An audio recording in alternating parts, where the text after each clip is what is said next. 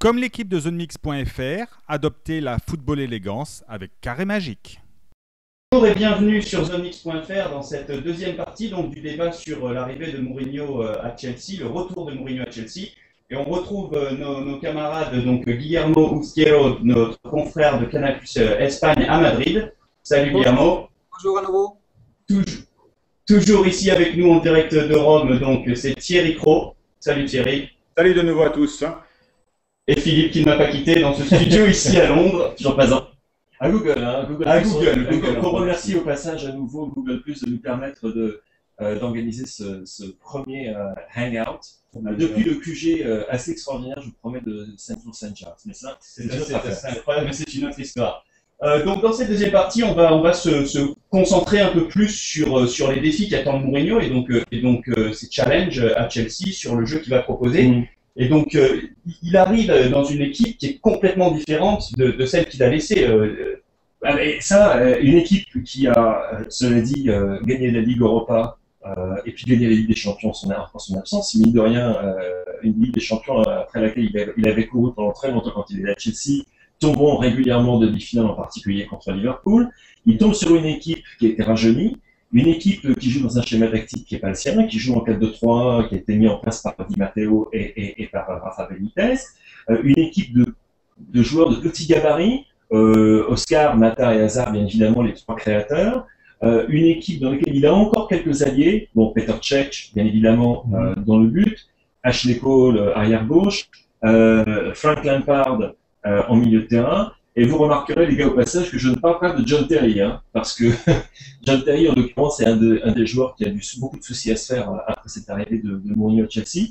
Mais encore une fois, dans la première partie de ce débat, on parlait de la nouvelle approche au niveau des médias, de cette modestie, humilité, tout ça. Quand on lui a demandé d'expliquer un peu sa philosophie du jeu, on avait l'impression qu'il entendait se placer dans la continuité de ce qui avait précédé, d'intégrer les jeunes, de respecter ce qui avait été la politique du club de recrutement de jeunes joueurs et de mettre en place une équipe qui soit peut-être moins mourinienne, entre guillemets, que celle qu'il avait au Real Madrid et puis à l'Inter. D'ailleurs, parlant du Real, je crois qu'il louche Guillermo sur au moins un de ses anciens joueurs du Bernabéu, non? Oui, on parle ici à Madrid que peut-être Khedira peut suivre Mourinho à Londres, c'est un milieu défensif, on verra bien. Il y a aussi Arbeloa qui est resté dans une position pas très bonne à Madrid parce qu'il a critiqué des joueurs. Il y a, à ce qu'il paraît, une confrontation entre Arbeloa et Casillas parce qu'il a été contraire à Mourinho et Arbeloa, même quand il est parti, l'a défendu, il a bien parlé de lui. Et donc, il faudra voir en quelle position reste Arbeloa à Madrid. On parle aussi de Courtois. S'il va continuer à l'Atlético ou Mourinho va vouloir le reprendre et peut-être le laisser pendant une année dans une autre équipe anglaise pour qu'il commence à connaître le championnat anglais. Et pour finir, on parle aussi de Mata. Parce qu'il paraît Mourinho n'est pas tout à fait d'accord à vouloir continuer son rapport avec Mata, qui a été élu meilleur joueur de Chelsea. Et donc, à ce point-là, peut-être Real Madrid pourrait être intéressé à prendre Juan Mata si jamais Mourinho ne le veut pas dans son Chelsea. Ça paraît quand même incroyable ici, vu d'Angleterre, Mata qui est clairement le meilleur joueur de Chelsea, qui est leur meneur de jeu et qui fait... c'est tout pour l'équipe.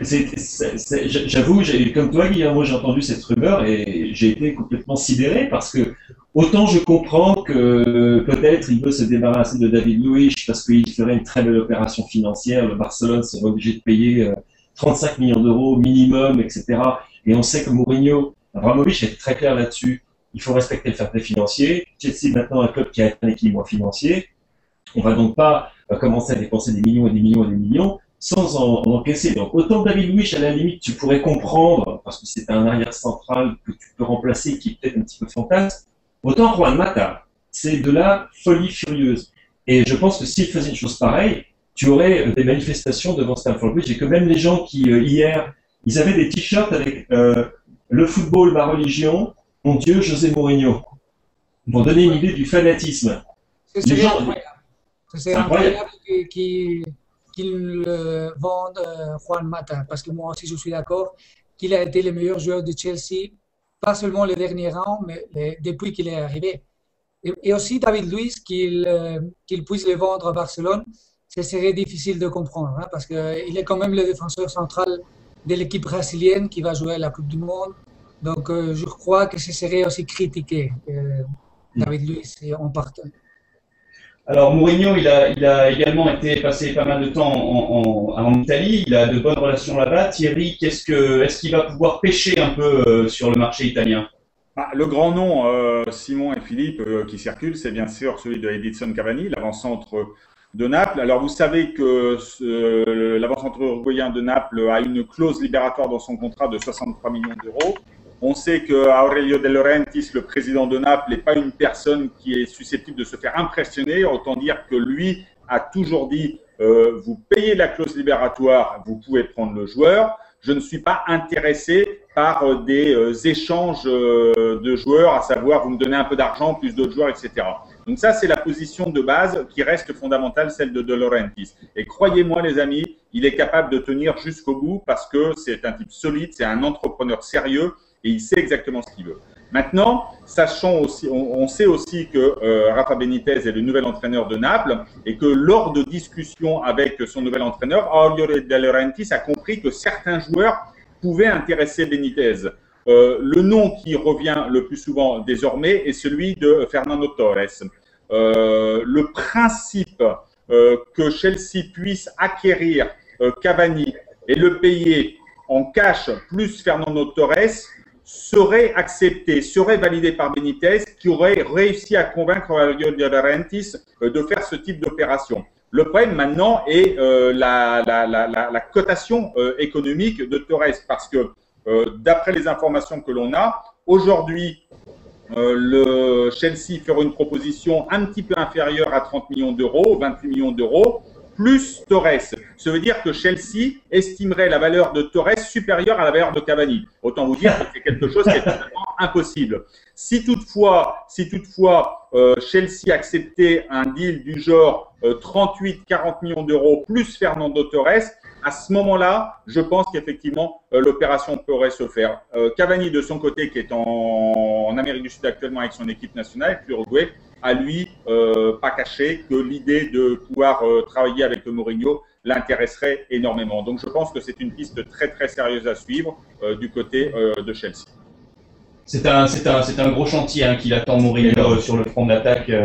Un avant-centre, ça paraît le plus important. Entre autres, oui, parce que quand on regarde un petit peu l'année dernière quels ont été les joueurs offensifs qui ont vraiment fait du bon travail, alors certes, Fernando Torres a marqué beaucoup de buts, il a marqué plus de 20 buts, ça peut surprendre, mais pratiquement tous dans des compétitions, j'allais dire annexes, en particulier en Ligue Europa où il a fini, si je ne m'abuse, deuxième meilleur buteur de la compétition.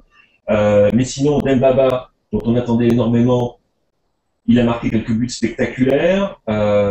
Il a beaucoup travaillé pour Rafa Benitez, mais il n'a pas complètement convaincu. Donc ça veut dire qu'il y a la possibilité de Romelu Lukaku qui fait penser vraiment beaucoup à un jeune Didier Drogba, hein, qui a un petit peu ce même physique. En plus de ça, est un fan absolu de Chelsea. C'est un de ces rares joueurs qui est un fan de l'équipe pour laquelle il joue. Mais ça fait quand même très très léger. Les buts l'année dernière ont été marqués justement par des joueurs comme Mata, par des joueurs comme Hazard, par des joueurs comme Oscar, par des joueurs comme Branislav Ivanovic. Donc c'est une équipe qui a fonctionné sans avoir véritablement un buteur patenté. Alors si on ajoute Sami Khedira, merci beaucoup au passage hein, pour le petit cadeau, Guillermo. Si on ajoute Sami Khedira et puis Edinson Cavani à l'effectif que l'on a aujourd'hui, c'est déjà du très très sérieux, à condition de ne pas trop faire. Pour ce qui est de Fernando Torres, bon, le fait est que plutôt la liaison entre Torres et Chelsea sera finie. Je dirais mieux ça vaudra pour le joueur qui a vraiment tout essayé, il a tout donné, mais bon, la greffe n'a pas pris, c'est pas maintenant que ça va prendre avec Mourinho, même s'il a dit qu'il attendrait d'avoir retrouvé ses joueurs, c'est-à-dire à partir du 1er juillet, pour prendre de véritables décisions sur le marché de transfert. Ça, c'est ce qu'il a dit. De là à croire que Chelsea va rester à se tourner les pouces pendant que Manchester City, par exemple, a déjà récupéré Jesus Navas, Fernandinho, en attendant d'autres, ça, c'est autre chose. Alors moi, il y a quand même quelque chose qui me frappe dans cette histoire de Mourinho, c'est que quand même, clairement, Chelsea n'était pas le choix premier de Mourinho. On l'a vu après le huitième de finale contre Manchester United. Il a fait la cour à Manchester United. Et Mourinho n'était non plus pas le choix premier de Chelsea, puisqu'ils essayaient Guardiola, c'était le nom, ils l'ont raté. Donc qu'est-ce que vous en pensez de ça? Est-ce que vous avez une réaction? Est-ce que si jamais les résultats n'arrivent pas de suite, est-ce que ça peut exploser complètement? Moi, c'est mon avis. Je ne sais pas ce que vous en pensez, les gars, mais je pense que c'est un choix très très compliqué ce qu'il a fait.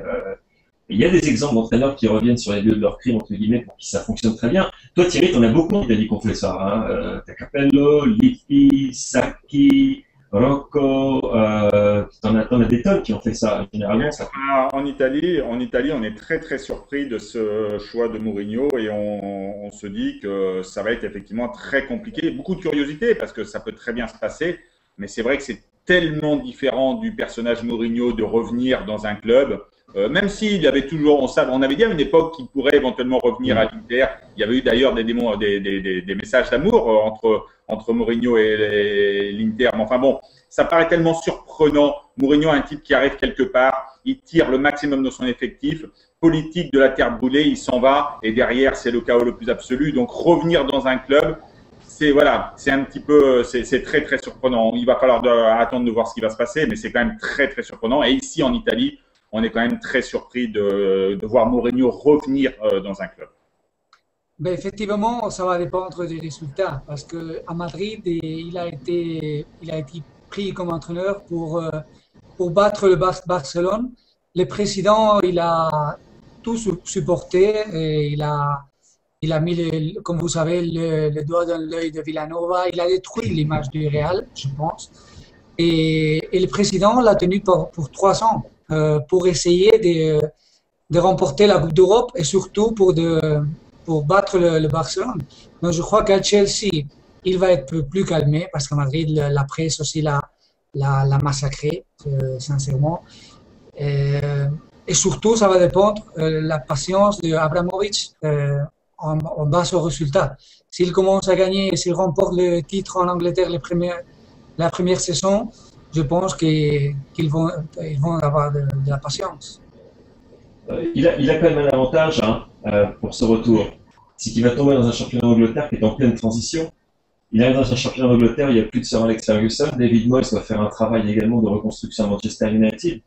Manchester City, je pense Guillermo, Manuel Pellegrini, c'est vraiment, comme on dit en français, le secret de Polichinelle. Tout le monde sait qu'il est le prochain entraîneur de Manchester City.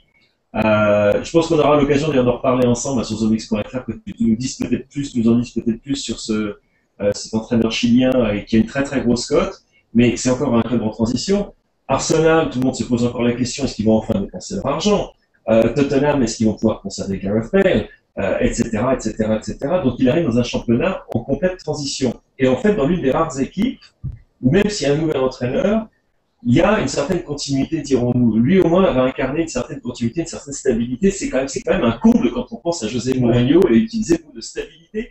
Mais c'est la façon dont il s'est présenté à la presse. C'est la façon dont visiblement, il entend gérer cette équipe pendant cette nouvelle saison. Et peut-être, qui sait, il a 50 ans, il est arrivé enfin à l'âge de raison, José Mourinho, et qu'il veut maintenant, en effet, s'enraciner dans un club comme il ne l'a jamais fait auparavant. Quoi qu'il arrive, on a hâte de voir ce que ça va donner. C'est donc la fin de ce débat sur ZoneX.fr. Merci à vous les amis, merci Guillermo. Merci à vous. Merci Thierry. À très bientôt sur ZoneX.fr. Merci à vous de nous avoir suivis et donc et merci à Google de nous avoir accueillis à leur quartier général de Saint-Joseph. Bien sûr. Et à très vite sur ZoneX.fr.